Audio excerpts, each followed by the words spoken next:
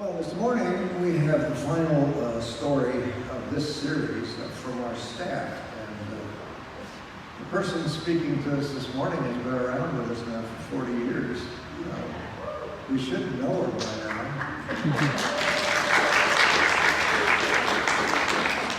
But the interesting thing is, we often know people through what they look like, what they do, rather than really who they are, as we've discovered from other stories that we've listened to. So this morning, to introduce our speaker, may I bring Richard Clark to the podium, please. Well, the person I'm about to introduce, of course, has spent more time in the sanctuary in the last 15 months than anyone else on earth. Imagine. About 40 years ago, I was making a drive from southern Idaho to this community. I had been fortunately given the job of the choir director at this church, but I had not met the organist.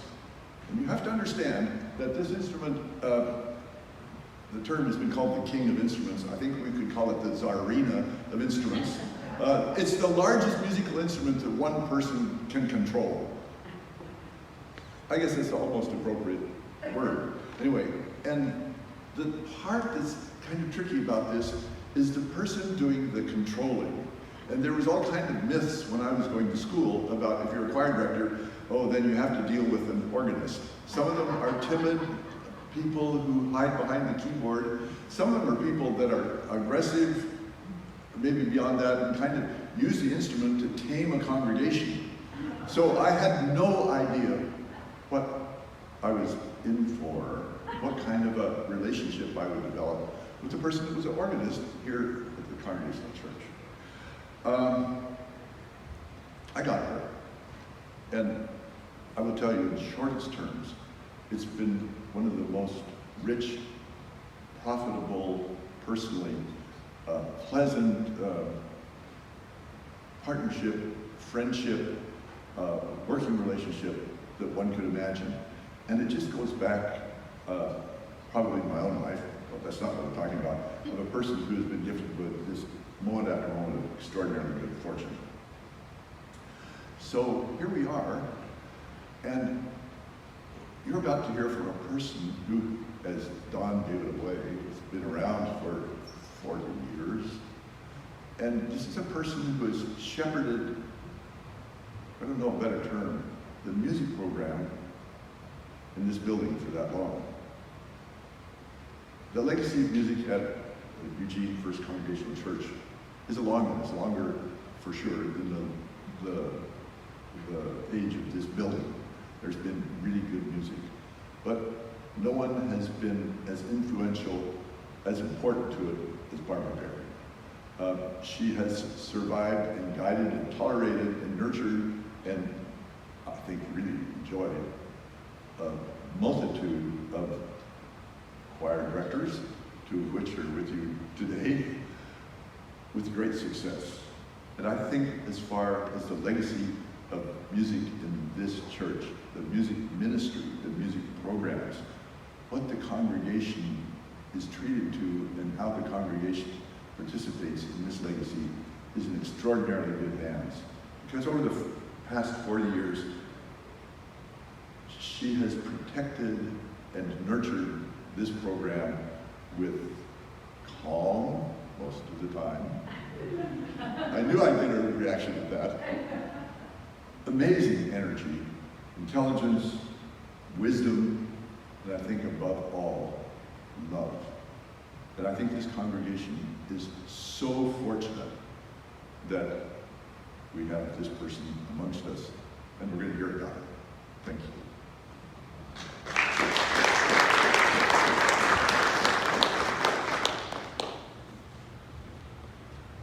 Thanks, Dick, and thank you, Don. When Don first suggested this tell the story of your life thing, I have to say it dredged up a rather traumatic memory. And that was when I first came to Eugene to teach at Northwest Christian College. And what they didn't tell me when I signed the contract was that it's often the case that faculty at NCC would be asked to fill pulpits Sunday morning. So to be a guest minister in various small Christian churches around the state, they didn't tell me I was going to have to preach. And that's something that I didn't have a clue about. I mean, my father taught homiletics, the art of preaching. I had listened to sermons my whole life growing up. But you know what they say about the cobbler? Cobbler's children have no shoes. I did not have a clue about how to preach. And so I just said my prayers and thought, maybe the Spirit will move me. And I got up there at this small church in Portland and gave a little introductory speech that lasted all of maybe 60 seconds. And I said, I think that music speaks louder than words. And so I went to the piano and I played for 3 minutes. And then I came back to give my wrap up, which lasted 30 seconds maybe. And it was the shortest sermon on record. I mean, even for Episcopalians, that's short. So I was traumatized, and I've not done a sermon since. And so this time, I wasn't going to be caught flat-footed. I decided that I would prepare. So I have got my notes, and I'm ready to roll. But I see that we're starting a little bit late, and we need to be done by 9:45. So there were a lot of stories here that probably aren't necessary for me to tell. I mean, there was the summer in Greece and the nude beach, but John already told a nude beach story, so we don't really need to hear that. And then there was the summer that I went to Paris and was traveling in the underground and got totally lost, and I only had 1 year of college French under my belt. And où est la toilette was not going to get me very far, figuring out where I was and how to get where I needed to be. And then there was Australia, when I was driving down the mountainside, twisting and turning, and suddenly found myself on the right side of the road. But it was the wrong side of the road for Australia and nearly killed. But that's another story. We don't need to let's just say I do enjoy traveling. And traveling is something that I think was instilled in me from a young age because we moved around a lot as I was growing up.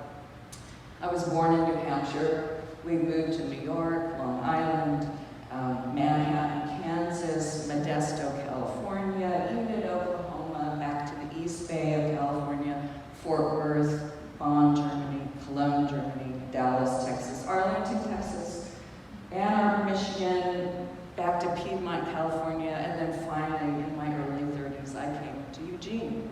So, in my growing up years and young adult years, I never lived any place longer than 4 years. That moving around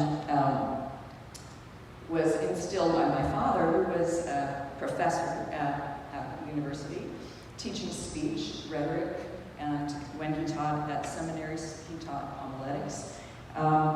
But I have to say that when I went out on my own as a college student and then a young adult, I just continued that practice of not staying anywhere very long and moving around a lot. And I had church jobs. I worked for the Baptist Church, the Presbyterian Church, Disciples of Christ, Lutheran Church, Episcopal Church. I got fired from more than one of those, but there's no time for that.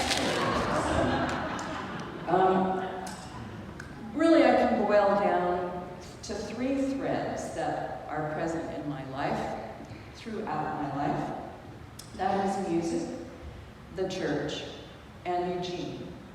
And you might ask, why Eugene? Because I didn't come to Eugene until I was in my early 30s. I'd never been here.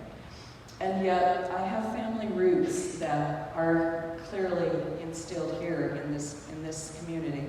My grandparents, both my grandmother and my grandfather, Baird, attended Northwest Christian College. Back then it was Eugene Bible College. It eventually became Northwest Christian University, and it's now Bushnell.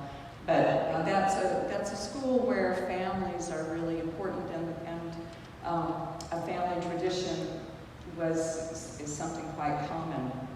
So both my grandparents were ordained ministers in the Disciples Church. My grandfather held pastorates in Roseburg and Medford. He kind of made his way down I-5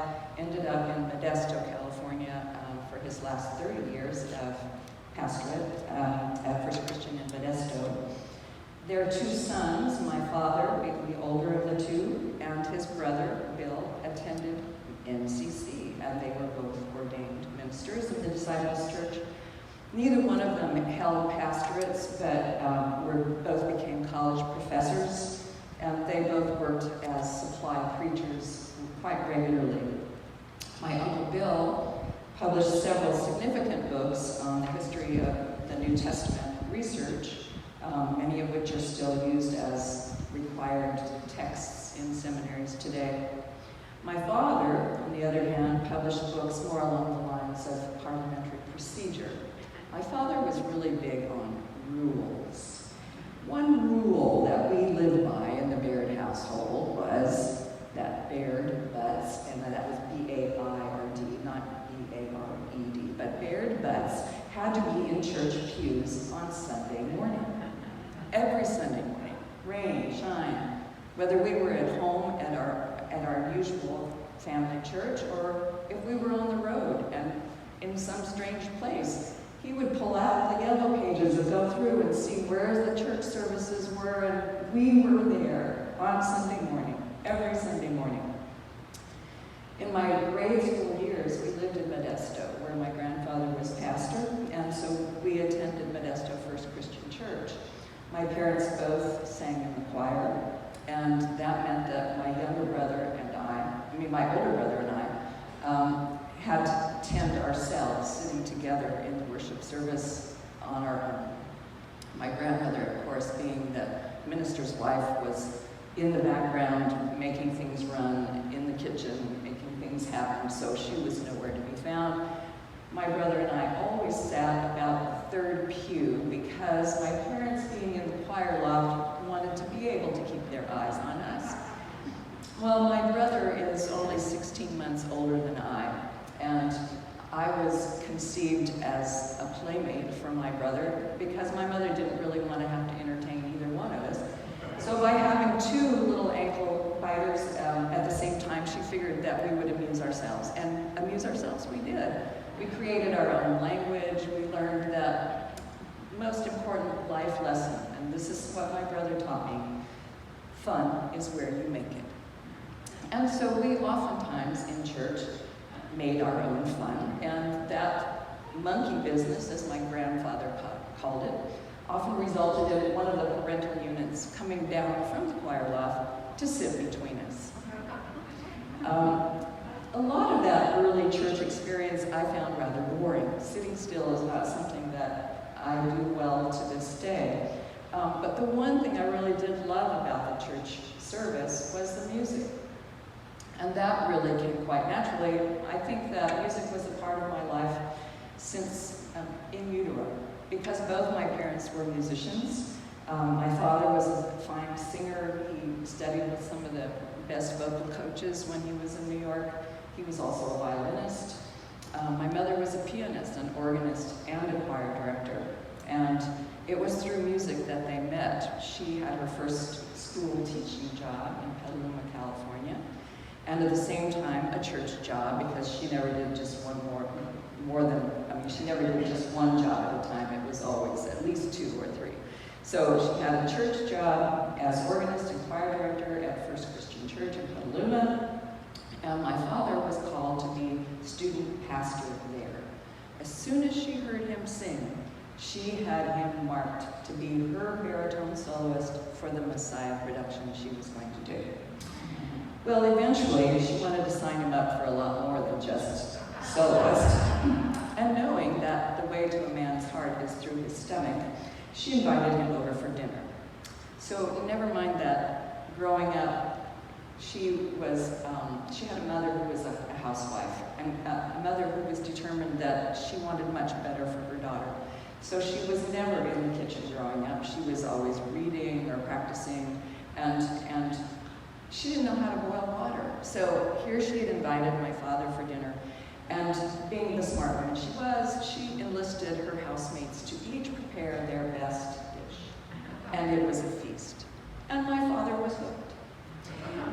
The relationship was basically built on deceit and trickery, but it blossomed into a really tight partnership that lasted well over 60 years.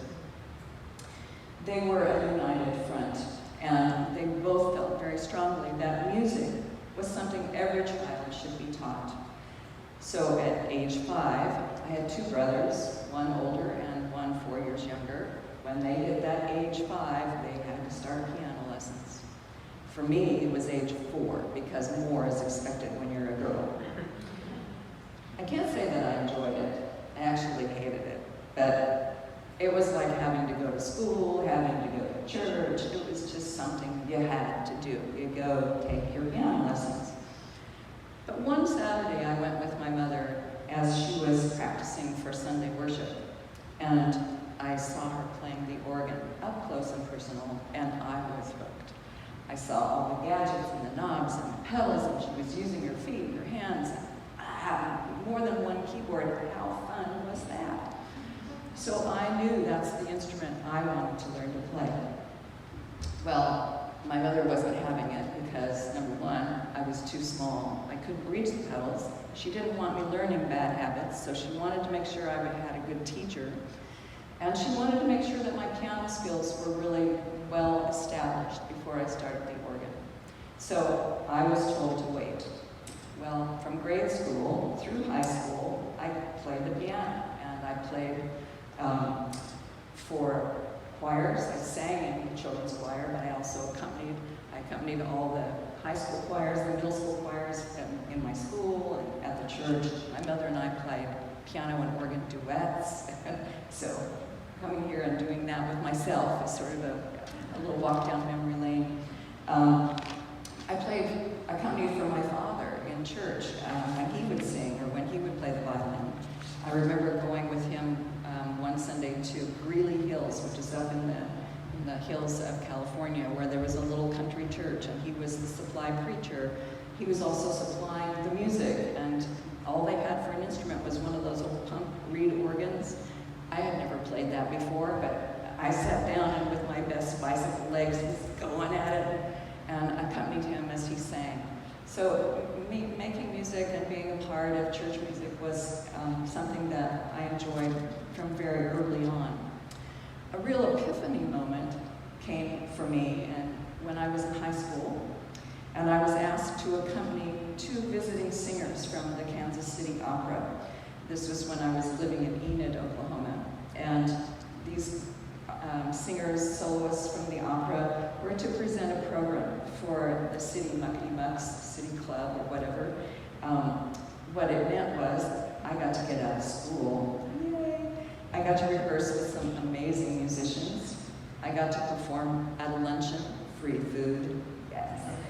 And on top of it all, they paid me to do it. I would have paid them. I mean, it just was a revelation that you could actually get paid to do something that was so much fun. I had found my calling. Well, as I said, my mother refused to let me start organ lessons until I could find a good teacher and get tall enough, and as it turned out, that was my freshman year in college. So as an entering freshman at Cal State Hayward, I registered as an organ performance major, never having had an organ lesson in my life. But it was the instrument I was meant to play, and it took me where I wanted to go in my life. After graduating, I ended up finishing my bachelor's at Texas Christian University in Fort Worth. After that, I went to Europe and studied. It ended up 3 years. I was only going to stay 1, but I ended up staying 3 years in Germany, where I found my second love, and that was harpsichord. It was because of the finding harpsichord and beginning study on harpsichord that I felt the need to stay in Germany that long. When I did return to the States to do a master's degree in harpsichord performance, I was also teaching harpsichord at Texas Christian University. And so that began my teaching career. It was in 1981 that my former Texas Christian University roommate, Monza Naff, was working at MCC as vice president, proving my father to be right once again. It's not what you know, it's who you know. I was asked to teach organ, piano, and music courses at MCC. And so in 1981, the summer of 1981, I came to Eugene. And there's something about the place. I knew I was home when I got here, and I knew that I had come to a place that I could actually stay a while. One of the good fortunes was I met Vicki Brabham, who was one of my students at NCC. And so her coming here happened very soon after that. It was March 1982 that I received a panicked call from one of the members here at First Congregational. It seems that their organist, had gone to Portland over spring break and decided not to return to Eugene. Her fiance convinced her to stay there with him. So, in a panic, they called me. They had heard that I was teaching at NCC. Would I please be their organist? No interview, no audition, just through the back door. On April Fool's Day, 1982, that was at least not prophetic. April Fool's Day, I came on staff, and I had my first Sunday here on April 4th, which just happened to be Palm Sunday. So, dove right in. That summer, after I was hired in April, Richard Clark came to Eugene to be the director of choral studies at the university, and the church hired him as their choral director. And I had the good fortune then of working with somebody of high skill and intelligence, and the fun really began. It was thanks to Dr. Clark's goading that I began a doctoral program at the University of Oregon in organ and harpsichord performance. As luck would have it, after the first year of study, the organ professor retired. After my second year of study, his replacement decided to leave Eugene. So in 1987, I was given the position, even though I hadn't finished my doctorate and I still had to write my dissertation. I was given the position of organ and harpsichord faculty at the University of Oregon, where I have been and continue to teach. And the fun just got better and better.